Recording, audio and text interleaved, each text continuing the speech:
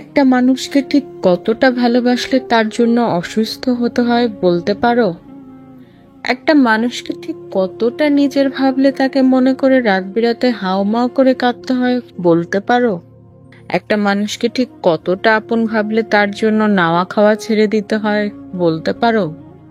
তুমি বলতে পারবে না, কারণ বিধাতা তোমাকে সেই হৃদয় দান করেননি, যেই হৃদয় দ্বারা অন্যজনের কষ্ট উপলব্ধি করা যায়।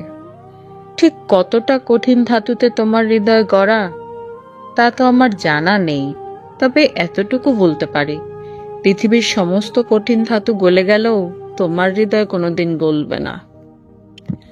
একটা মানুষ ঠিক কতটা পাষাণ হলে প্রিয়জনের অসুস্থতার খবর শুনেও চুপ করে থাকতে পারে বলতে পারো?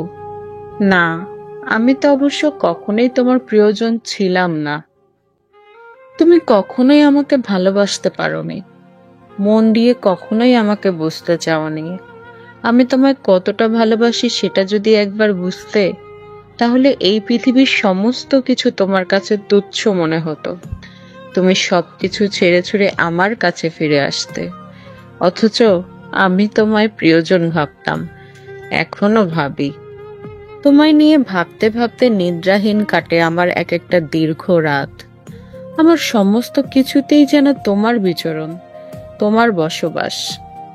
আমি ভেবেছিলাম আমিও হয়তো সারা জীবন তোমার প্রিয়জন হয়েই থাকবো, অথচ তোমার প্রয়োজনের মধ্যেও যে এখন আর আমি নেই। আমি হয়ে গেলাম অবহেলায় মোড়ানো কোনো এক পুরনো বস্তু। যখন তোমার অবহেলায় আমি বারবার ছিটকে পড়ে যাই, তখন খুব ইচ্ছে হয় শক্ত হয়ে উঠে দাঁড়াতে, তোমায় ভুলে যেতে। অথচ আমি উঠে দাঁড়াই ঠিকই, কিন্তু তোমাকে ভুলে যাওয়ার বদলে আরো বেশি করে জড়িয়ে যাই তোমার সাথে। ইচ্ছে করেই তোমার অবহেলার শহরে হারিয়ে যাই।